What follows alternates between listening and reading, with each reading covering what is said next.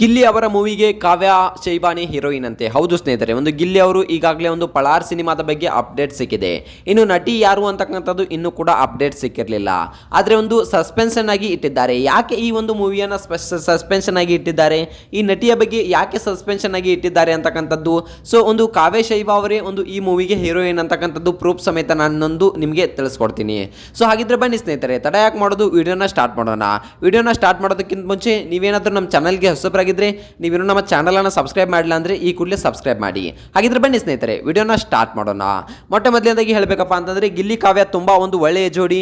ಇವರಿಬ್ಬರನ್ನ ಒಂದು ಇಟ್ಕೊಂಡು ಒಂದು ಸಿನಿಮಾವನ್ನು ಮಾಡಿದ್ರೆ ಖಂಡಿತವಾಗ್ಲೂ ಆ ಸಿನಿಮಾ 100% ಹಿಟ್ ಆಗುತ್ತೆ ಅಂತಕ್ಕಂಥದ್ದು ಒಂದು ಅನೇಕ ನಿರ್ದೇಶಕರ ಒಂದು ತಲೆಯಲ್ಲಿ ಇತ್ತು. ಸೊ ಅನೇಕ ನಿರ್ದೇಶಕರು ಕೂಡ ಇದನ್ನೇ ಪ್ಲಾನ್ ಮಾಡಿದ್ರು, ಇವರಿಬ್ಬರನ್ನ ಇಟ್ಕೊಂಡು ಒಂದು ಮೂವಿಯನ್ನು ಮಾಡಬೇಕು, ಆ ಮೂವಿ ಖಂಡಿತವಾಗ್ಲೂ ಹಿಟ್ ಆಗುತ್ತೆ ಅನ್ನೋ ಮಾತನ್ನ ಹಲವಾರು ನಿರ್ದೇಶಕರು, ಹಲವಾರು ಒಂದು ಪ್ರೊಡ್ಯೂಸರ್ಗಳು ಇವ್ರ ಮೇಲೆ ಪ್ರೊಡ್ಯೂಸ್ ಮಾಡೋಕ್ಕೆ ಒಂದು ತಯಾರಾಗಿದ್ರು. ಆದರೆ ಇತ್ತೀಚೆಗಷ್ಟೇ ಒಂದು ತರುಣ್ ಸುಧೀರ್ ಅವರು ಕೂಡ ಹೇಳಿದ್ರು, ಇಲ್ಲ ಗಿಲ್ಲಿ ನಿನ್ನನ್ನು ಇಟ್ಕೊಂಡು ಒಂದು ಮೂವಿ ಮಾಡ್ತೀನಿ ಅನ್ನೋ ಮಾತನ್ನು ಕೂಡ ಹೇಳಿದ್ರು. ನಿನಗೆ ಇಷ್ಟ ಆದರೆ ಕತೆ ಖುದ್ದಾಗಿ ನಾನೇ ಒಂದು ಕಥೆಯನ್ನು ಬರಿತೀನಿ, ನಿನಗೆ ಇಷ್ಟ ಆದರೆ ಖಂಡಿತವಾಗ್ಲೂ ನೀನೇ ಹೀರೋ ಆಗುವಂತೆ ಅನ್ನೋ ಮಾತನ್ನು ಕೂಡ ಹೇಳಿದ್ರು.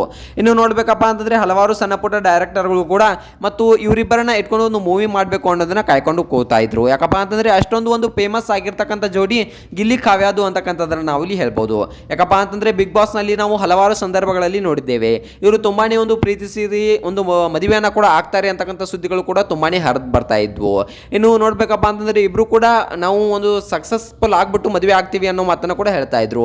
ಇನ್ನು ಗಿಲ್ಲಿ ಕಾವ್ಯ ಇಬ್ಬರದು ಕೂಡ ಒಂದು ಮೊದಲ ಸಿನಿಮಾ ಕೂಡ ಇನ್ನೇನು ತಯಾರಾಗಲಿದೆ, ಇನ್ನು ಇವರಿಬ್ಬರು ಮದುವೆ ಆಗ್ತಾರೆ ಅಂತಕ್ಕಂಥ ಸುದ್ದಿಗಳು ಕೇಳಿ ಬರ್ತಾ ಇವೆ.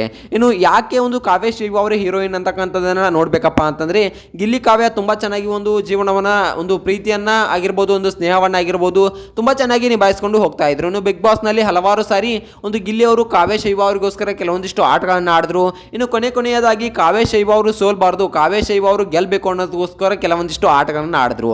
ಆ ಆಟಗಳು ಎಲ್ಲರ ಮನಸ್ಸಿನಲ್ಲಿ ಅಚ್ಚರಿಯಾಗಿ ಒಂದು ಉಳಿದು ಬಿಟ್ಟಿವೆ. ಇನ್ನು ಗಿಲ್ಲಿ ಅವರು ಆದಷ್ಟು ಬೇಗ ಮದುವೆ ಆಗಲಿ ಕಾವ್ಯ ಶೈಬಾ ಅವರು ಅಂತಕ್ಕಂಥದ್ದನ್ನ ಕಾಯ್ಕೊಂಡು ಕೂತಾ ಇದ್ರು. ಹಲವಾರು ಸಿನಿಮಾ ಇಂಡಸ್ಟ್ರಿಯಲ್ಲಿ ಇವರಿಬ್ಬರನ್ನ ಇಟ್ಕೊಂಡು ಒಂದು ಮೂವಿಯನ್ನ ಮಾಡಬೇಕು ಅಂತಕ್ಕಂಥದ್ದನ್ನ ಕಾಯ್ಕೊಂಡು ಕೂತಾ ಇದ್ರು. ಆದರೆ KVN ಪ್ರೊಡಕ್ಷನ್ ಅಲ್ಲಿ ಈ ಮೂವಿ ಈಗ ಕಂಡು ಬರ್ತಾ ಇದೆ. ಪಳಾರ್ ಅಂತಕ್ಕಂಥ ಸಿನಿಮಾ ಕೂಡ ಈಗ ಕಂಡು ಬರ್ತಾ ಇದೆ. ಇನ್ನು ಕಾವ್ಯ ಶೈಬಾ ಅವರೇ ಇದಕ್ಕೆ ಹೀರೋಯಿನ್ ಅನ್ನೋದ್ರ ಬಗ್ಗೆ ಯಾವುದೇ ಒಂದು ಗುಪ್ತ ಮಾಹಿತಿ ಆಗಿರಲಿ ಎಲ್ಲವೂ ಕೂಡ ನಮಗೆ ತಿಳಿದು ಬಂದಿದೆ.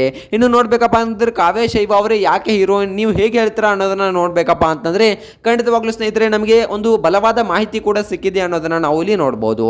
ಇನ್ನು ಯಾಕೆ ಇವರೇ ಹೀರೋಯಿನ್ ಅಂತ ಹೇಗೆ ಹೇಳ್ತಾರ ನೀವು, ನಿಮಗೆ ಏನಾದರೂ ಪ್ರೂಫ್ ಏನಾದರೂ ಬೇಕಿದ್ರೆ ಈ ಒಂದು ವಿಡಿಯೋದ ಕೆಳಗಡೆ ಕಮೆಂಟ್ ಮಾಡಿ.